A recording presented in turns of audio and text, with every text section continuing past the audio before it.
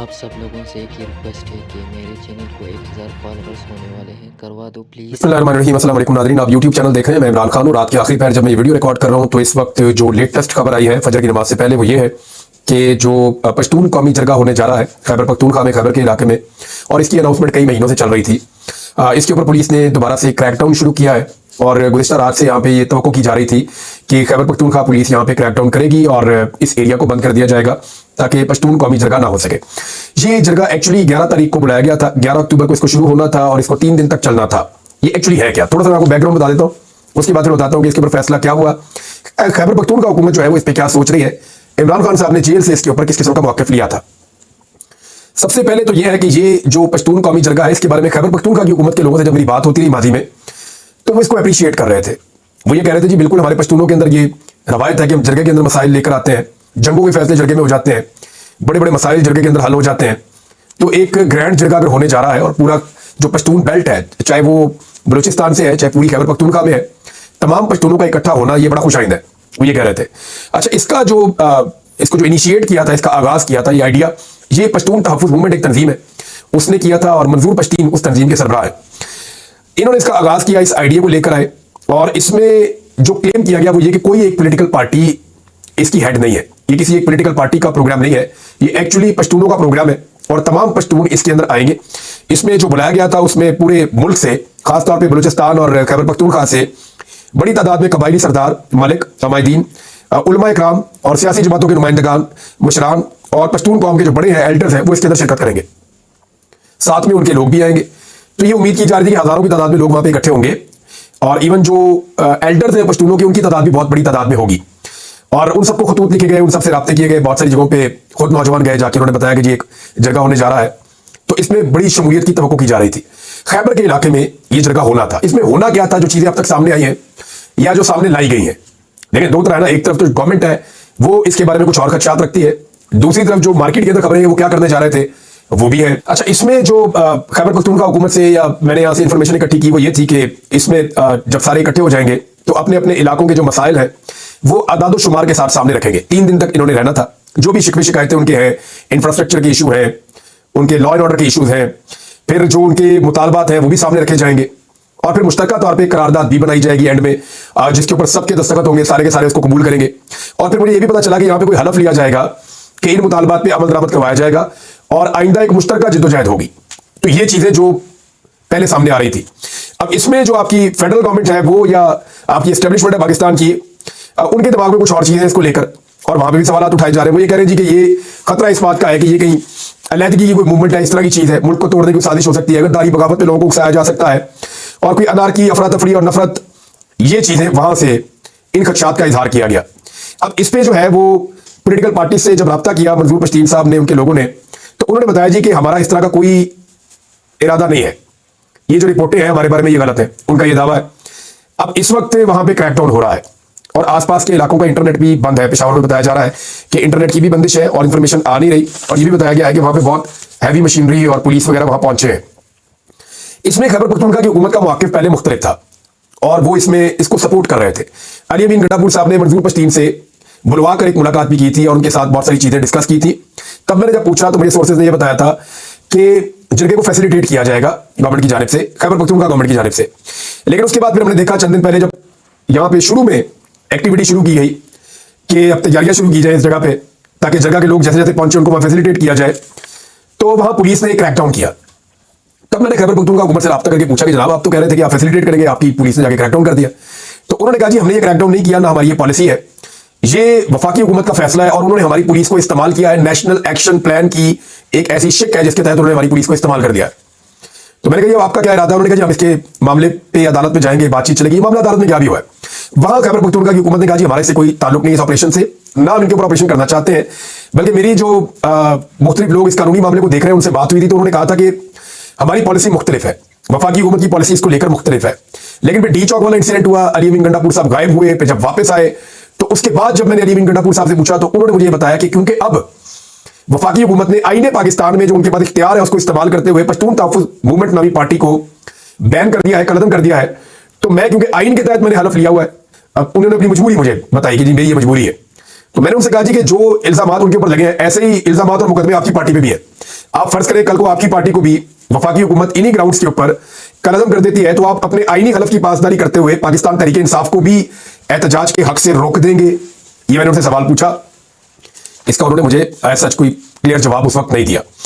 अब मामला यह है कि इमरान खान साहब के पास जो ये मामला गया और उन्होंने जेल से इसको नापसंदीदगी का इजहार किया और उन्होंने ये कहा कि ये सूबाई हुकूमत के काम के अंदर मुदाखलत है। जब पहले पश्तून तहफ़्फ़ुज़ मूवमेंट का जो जरगे की तैयारी हो रही थी, जब पहले क्रैकडाउन हुआ था, तो उस पर इमरान खान साहब ने रद्द-ए-अमल दिया था और उन्होंने जोर दिया था इस बात के ऊपर कि ये जो आईनी और कानूनी हक है लोगों को वो मिलना चाहिए। अब इमरान खान साहब का ना कुछ चीजों के ऊपर बड़ा क्लियर मौक़िफ़ रहा है गुज़िश्ता 2.5 साल में, वो चीजें मैं आपके सामने रख देता हूं। और इमरान खान साहब ने एक तो रूल ऑफ लॉ नंबर 1, वो कहते हैं जी मुल्क में रूल ऑफ लॉ होना चाहिए, कानून सबके लिए एक जैसा होना चाहिए और ताकतवर को कानून के नीचे आना चाहिए। नंबर 1 वो ये कहते हैं।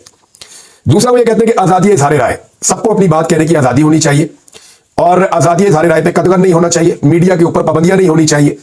हाँ ये है कि कुछ सर्टेन लिमिट्स होती हैं, आप कानून के जरिए कर सकते हैं, लेकिन आप मीडिया का गला ना दबाएं, जो लोग बात करना चाहते हैं उनको बात करने दी जाए। नाज़रीन, आजादी इज़हार राय पे मैंने आपको बताया, तो वहां पे सूरत हाल ये है कि हमारे एक सहाफ़ी है एहसान नसीम साहब, उन्हें जनाब कवरेज करने के ऊपर वहां की जो इंतजामिया है खैबर पख्तूनख्वा की, उन्होंने उनको गिरफ्तार कर दिया है और उनको अंदर डाल दिया है लॉकअप में, और उनकी बातें तस्वीर भी आई है। अब एहसान नसीम साहब को सिर्फ सजा मिली कि उनकी कवरेज पसंद नहीं आई, तो खैबर पख्तूनख्वा की गवर्नमेंट को यह देखना पड़ेगा कि वो नारा लगाते हैं कि जनाब इस्लामाबाद में और बाकी जगहों पे तो आजादी होनी चाहिए सहाफियों को, लेकिन क्या खैबर पख्तूनख्वा में सहाफियों को अंदर बंद कर दें तो ये जायज है? उन्हें इसके ऊपर गौर करना चाहिए। नंबर 3, इमरान खान साहब कहते हैं कि हकीकी जमहूरियत इस मुल्क में होनी चाहिए। यानी जमहूरियत को आप बोलें तो वो ऐसे है कि हकीकी जमहूरियत की आप बात करते हैं तो फिर आपको एहतजाज की भी इजाजत है पुरअमन तरीके से, आपको जलसे और जुलूस करने की भी इजाजत है पुरअमन तरीके से। ऐसे ही जगह वर्गा जो चल रहा है ये भी एक पॉलिटिकल राइट है, डेमोक्रेटिक राइट है, तो ये चीजें भी आपको इजाजत है। तो और चौथी चीज इमरान खान साहब कहते हैं जी इम्तियाजी सलूक का खात्मा होना चाहिए। ये नहीं कि एक पॉलिटिकल पार्टी फेवरेट है जो मर्जी करे, दूसरी फेवरेट नहीं है तो उसको उड़ा दे, उसको तंग करे, परेशान करे। ये 4 चीजें इमरान खान साहब ने शद और मद के साथ उठाई है हमेशा। अब सवाल यह पैदा हो रहा है कि क्या खैबर पख्तूनख्वा हुकूमत जो है वो पश्तून कौमी जरगे को ताकत से रोकती है? तो जो सवाल पैदा होता है वो ये है कि क्या इमरान खान साहब की तहरीक का जो बुनियादी ढांचा है, क्या उससे खैबर पख्तूनख्वा हुकूमत अपने आप को अलग कर रही है? ये सवाल लोग सोशल मीडिया में भी उठा रहे हैं। अब टेक्निकली अली अमीन गंडापुर साहब के लिए बड़ी मुश्किलात है। एक तरफ इमरान खान साहब का मौक़िफ़ है और उनकी तहरीक है, और उनको मार पड़ती है पंजाब में और इस्लामाबाद में, सिंध में, बलूचिस्तान में, हर जगह उनको मार पड़ती है। एक सूबे में उनकी हुकूमत है और इस सूबे के अंदर उनका एक क्लेम है कि यहां पे रियल डेमोक्रेसी है, आजादी इज़हार राय है, और यहां पे हमने वो सारी चीजें की है जो इमरान खान साहब पूरे पाकिस्तान में डिमांड कर रहे हैं।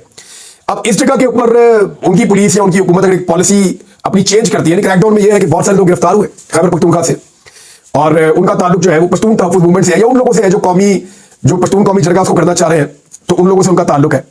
अब देखना यह है कि अदालत ऑर्डर क्या देती है और खैबर पख्तूनख्वा की हुकूमत की जो पॉलिसी है वो क्या रहती है। जो तहफ़्फ़ुज़ात है वो असद कैसर साहब ने भी कहा, पहले जेयूआई का भी स्टेटमेंट आया, कुछ और जमातों ने भी कहा कि हमें पता चले, हमारे कुछ तहफ़्फ़ुज़ात है कि आइन और कानून के अंदर रह के ये जरगा करेंगे, कैसे करेंगे, हमें थोड़ा स्ट्रक्चर बताया जाए। तो इस पर एक लेटर लिखा है, जो लेटर लिखा गया मंजूर पश्तीन की जानिब से, और ये खत पहुंचा है बैरिस्टर गौहर साहब को। इसमें उन्होंने कहा, मोहतरम चेयरमैन पाकिस्तान तहरीक इंसाफ बैरिस्टर गौहर साहब और पाकिस्तान तहरीक इंसाफ के दीगर कायदीन को मेरे खलूस भरे सलाम और नहायत अदब और एहतराम के साथ मेरा ये पैगाम पहुंचा दें। जनाब अली जरगा करीब आ रहा है, अगरचे कुछ वक्ती मुश्किलात का सामना होता है, मगर फिर भी अब तक हम जितने अवामी नुमाइंदे सियासी जमातों और कबायली और इलाकाई अमायदीन और मुशरान से राब्ते में हैं, वो सब हर सूरत जरगे में आने के लिए तैयार है। हम आज भी उसी वादे पर कायम है कि इंशाअल्लाह आइन और कानून के दायरे में रहकर अपने अमन और हुकूक के लिए मुश्तरका जदोजहद करने के लिए मुश्तरका तौर पर एक इंतहाई संजीदा जरगा करेंगे, जिसमें अमन और वसाइल के मजमून पर बातचीत की जाएगी। अपने वतन के मशर, रहनुमा और अजीम तंजीम के लीडरशिप के तौर पर आपसे दरखास्त करते हैं कि आप पख्तूनख्वा के इस मुश्तरका जरगे में अपनी शिरकत यकीनी बनाएं, यकीन दहानी करवाएं, जबकि मजलूमों के लिए बाइस मुसर्रत और एक बड़ी उम्मीद साबित होगी आपकी शिरकत। हालात की नज़ाकत की वजह से और जरगे की कामयाबी की खातिर मैं ज्यादा हरकत नहीं कर सकता, इसलिए मेरे लिए मुमकिन नहीं था, वरना मैं जरूर इन दिनों में एक बार फिर आप लोगों के पास आकर आप सबके साथ मिलने का शर्फ हासिल करता। मैं इसलिए नहीं आ सका, उन्होंने कहा जी कि मैं यही पकड़े जाएंगे, गिरफ्तार हो जाएंगे, यही खतरा है। उन्होंने कहा जी अल्लाह हम सबका हामी और नासिर हो, उन्होंने यकीन दिलाया। अब जेयूआई ने बता दिया है सोर्सेज के मुताबिक वो जरगे में जा रहे हैं, एएनपी ने भी अनाउंस कर दिया है कि वो भी जरगे में जा रहे हैं। खैबर पख्तूनख्वा की और बलूचिस्तान की जो बड़ी जमातें हैं वो जरगे में जा रही हैं। तो अब मामला सारा फिर मैं आपको बता रहा हूं कि खैबर पख्तूनख्वा हुकूमत के कंधों पे आएगा। देखते हैं उसमें क्या करते हैं। माजी में पीएमएलएन हो या पीपल्स पार्टी हो, वो भी पश्तून तहफ़्फ़ुज़ मूवमेंट के साथ मुलाकातें भी करते रहे, और अगर आज वो अपोजिशन में होते तो मैं आपको शर्तिया करता हूं कि डेफिनेटली वो इसका हिस्सा बनते और इसमें जरूर जाते ये मैं उनको जानता हूं, ये जरूर करते। बहरहाल ये सिचुएशन यहां पहुंची हुई है, कल इसको रिपोर्ट करेंगे, जो भी चीजें सामने आएंगी मैं आपको बताऊंगा। अब नंबर गेम पे आ जाए, क्योंकि आईनी तरमीम के लिए कोशिश की जा रही है। दो महाज मैंने आपको बताया था जिन पे काम हो रहा है। एक तो ये है कि नंबर पूरे किए जाए और उसके लिए जोर लग रहा है, और दूसरा महाज ये है कि आने वाले जो चीफ जस्टिस है उनके साथ भी कुछ मामला, एंगेजमेंट और ये चीजें, ये खबरें मुझे मुख्तलिफ जो सोर्सेज हैं, कोर्ट रिपोर्टर्स या जो बड़े सीनियर जर्नलिस्ट हैं और जो सीनियर जो लॉयर्स हैं, वो ये बता रहे हैं कि कुछ ना कुछ खिचड़ी पक रही है। लेकिन फिलहाल जो है वो चीजें दोनों तरफ जमूत का शिकार है। नंबर गेम देख ले इस वक्त क्या है। नून लीग 111, पीपल्स पार्टी 70, एमकेएम 22, काफ लीग 5, आईपीपी 4, बलोचिस्तान अवामी पार्टी 1 और एनपी नेशनल पार्टी 1। तो हुकूमत के पास टोटल 214 बंदे हैं। इन 214 में से 2 बंदे निकल गए, एक इलियास चौधरी और एक आदिल बजई, और एक वोट जो है वो स्पीकर कौमी असेंबली अयाज सादिक आईनी तरमीम में नहीं डाल पाएंगे। 3 वोट कम होते हैं तो ये रह जाते हैं 211। अब इन्हें बाकी चाहिए 13 नंबर मजीद। 13 नंबर कैसे पूरे होंगे मुझे नहीं लगता। पाकिस्तान तहरीक इंसाफ के मैक्सिमम 5 बंदे जो हैं या 6 बंदे जो हैं, बहुत दबाव डाल के जोर लगा के 5 या 6 बंदे तोड़े जा सकते हैं। फजलुर रहमान साहब के बंदे तोड़ना बहुत जरूरी है, या फजलुर रहमान साहब को खुद तोड़ना बहुत जरूरी है। यानी 13 बंदे पूरे करना तकरीबन नामुमकिन है। 6-7 बंदे पूरे हो सकते हैं, 8 बंदे हो सकते हैं, 9 बंदे हो सकते हैं, अगर फजलुर रहमान साहब के बंदे भी तोड़ के शामिल किए जाए तब। यानी 8 बंदों से ऊपर, 9 बंदों से ऊपर कभी नहीं जा सकते। तो ये 13 का फिगर कैसे पूरा करेंगे, ये बहुत बड़ा सवाल है। तो 13 का फिगर पूरा नहीं हो रहा। फजलुर रहमान साहब ने इस बीच में एक बहुत लंबा चक्का लगा दिया है। उनकी आईनी तरमीम तैयार हो गई है और मुमकिन तौर पर आज या कल वो इसको पब्लिक करने जा रहे हैं। लेकिन पहले वो पाकिस्तान पीपल्स पार्टी से, पीएमएल-एन से, बाकी जमातों से शेयर करेंगे। पीटीआई से उन्होंने शेयर कर दिए। ये बड़ी संजीदा आईनी तरमीम है जो वो करना चाह रहे हैं। तो अगर वो ये आईनी तरमीम करना चाह रहे हैं तो हुकूमत तो इसके ऊपर नहीं मानेगी, जो मुझे नजर आ रहा है। लेकिन आईनी तरमीम में है क्या, जो फजलुर रहमान साहब ने पीटीआई को दी है, उस आईनी तरमीम में क्या कुछ है मैं आपको बता देता हूं। नंबर 1, उसमें जी फौजी अदालतें नहीं है। इंसानी हकूक के मामला जो है उसके ऊपर भी उन्होंने किसी किस्म का कंप्रोमाइज नहीं किया। रिटायरमेंट की उम्र जो है उसको बढ़ाने की तजवीज भी उस पर शामिल नहीं है। आर्टिकल 8 को नहीं छेड़ा जाएगा। फौजी अदालतों और हाई कोर्ट के जजों का जो तबादले होने हैं वो भी नहीं होंगे, और आईनी अदालत का क्याम भी इसके अंदर शामिल नहीं है। तो फिर इसमें है क्या, ये भी देख लें। इसमें जनाब ये है कि जो भी कानून साजी होगी, चाहे वो कौमी असेंबली में हो या सूबाई असेंबली में हो, आइंदा उससे पहले इस्लामी नजरियाती कौंसिल के पास ले जाया जाएगा, राय ली जाएगी, फिर जनाब ये कानून साजी होगी। नंबर 1। नंबर 2, सुप्रीम कोर्ट में 5 रुकनी आईनी बेंच बनाया जाएगा। जैसे इंडिया में चीफ जस्टिस की सरबराही में एक आईनी बेंच बन जाएगा। पक्के 5 जज होंगे। जो भी आईनी मामला आएगा वो आईनी मामला उसी बेंच के पास जाएगा। फिक्स 5 मेंबर्स का एक बेंच बन जाएगा, ये उन्होंने कहा। और 4 सीनियर जज होंगे, यानी जो टॉप के 5 जजेस है ना, वही आईनी तरमीम का जो आईनी मामला था वही देखेंगे। ये नहीं होगा फुल कोर्ट बन गया, ये नहीं होगा बहुत बड़ा लार्जर बेंच बन गया, नहीं। आईनी मामला आएगा, जो टॉप के 5 जजेस हैं चीफ जस्टिस की सरबराही में, वो इस मामले को देखा करेंगे। बड़ी जबरदस्त तजवीज है, बहुत जबरदस्त तजवीज है। जो टॉप 5 जजेस हैं वो आईनी मामले को देखें, जो भी आईनी मामला आए उसके ऊपर वो अपनी राय दें। फिर इसके बाद जो है उन्होंने ये कहा कि जजेस की तकरीरी में जो पार्लिमानी कमेटी है उसको मजबूत करें, और जो जुडिशियल काउंसिल का इख्तियार है उसको, उसकी राय को मुस्तरद कर सकते हैं, जरा उसकी जो ताकत है वो कम हो जाएगी। ये बड़े संजीदा नौयत की बड़ी अच्छी तजावीज है, लेकिन हुकूमत इसके ऊपर नहीं मानेगी। हुकूमत पे फजलुर रहमान नहीं मानेगी, तो नंबर तो फिलहाल पूरे नहीं हो रहे। ये मैं आपको बता रहा हूं, अभी तक जब मैं आपसे बात कर रहा हूं तो नंबर पूरे नहीं हो रहे। नाज़रीन, आज के दिन में केस भी अदालत में लगा हुआ है कि इमरान खान साहब से मुलाकात करवाई जाए, और ये तौहीन अदालत की दरखास्त है, क्योंकि समन रिफत साहबा ने बाकायदा जो जस्टिस है इस्लामाबाद हाई कोर्ट में, उन्होंने इसके ऊपर ऑर्डर जारी किए हुए हैं, और तौहीन अदालत में वो फौरी तौर पर मुलाकात का ऑर्डर भी जारी कर सकती है। अब देखना यह है कि इमरान खान साहब से जब मुलाकात आती है तो उसका रद्द-ए-अमल क्या आता है। एक और चीज भी है, क्या इस हफ्ते में इमरान खान साहब को कोई बड़ा रिलीफ मिलने वाला है? अगर आज के दिन में बुशरा बीबी की जमानत हो जाती है और फौरी तौर पे उनको आजादी भी मिल जाती है तो सिचुएशन डिफरेंट होगी। लेकिन अगर उन्हें जमानत मिलती है और उनको आजादी नहीं मिलती तो फिर गंडापुर साहब के ऊपर बहुत बड़ा प्रेशर आएगा, और इमरान खान साहब का जो मौकिफ है वो क्या होता है आने वाले दिनों में, ये एक ऐसा सवाल है जिसका जवाब सारे ढूंढ रहे हैं, और वो जवाब तभी मिलेगा जब इमरान खान साहब की मुलाकात खुलेगी। इंतजार पर जूथा साहब ने बाकायदा रिट की हुई है तौहीन अदालत की, देखते हैं इसका जवाब क्या आता है। अब तक के लिए इतना ही नाज़रीन, ये इन्फॉर्मेशन मैंने आपसे जो शेयर की है, ये इंपॉर्टेंट चीजें थी, खबरें तो और बहुत सारी हैं, लेकिन नेक्स्ट वीडियो में आपको देते हैं। अब तक के लिए अपना ख्याल रखिएगा, अपने चैनल का भी। अल्लाह हाफ़िज़।